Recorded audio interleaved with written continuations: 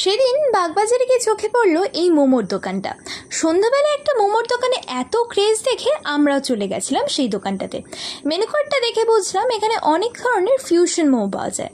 সেখান থেকে আমরা ট্রাই করে নিলাম এদের best selling item Afghani momo. এদিকে মোমো খেতে খেতে একটা জরুরি বার্তা চোখে পড়লো, যার মধ্যে একটা ভালো মোমো খেতে গেলে একটু কিন্তু ধৈর্য ধরতে হবে। তাই এখানে গেলে হাতে একটু সময় নিয়ে যাওয়াটাই ভালো। দোকানটা ছোট, তারপর এখানে প্রচুর কাস্টমার আসে। তারপর আমাদের হাতে চলে এলো গরম গরম ধোয়া ওঠা মোমো, যার এক একটা পিস কিন্তু জাম্বো সাইজ।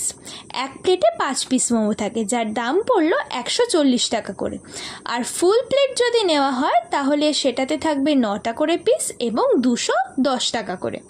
মোমোটা মুখে যেতেই মুখটা কিন্তু ক্রিমে ভরে গেল, যার টেস্ট ছিল দারুণ। সাথে ওপর থেকে চিজ দেওয়া ছিল, খেতে দুর্দান্ত লাগছিল।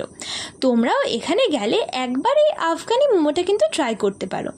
ওহো, দোকানের নামটাই তো বলা হলো না। দোকানের নাম হলো হট থাই মোমো, যেটা আছে বাগবাজারে।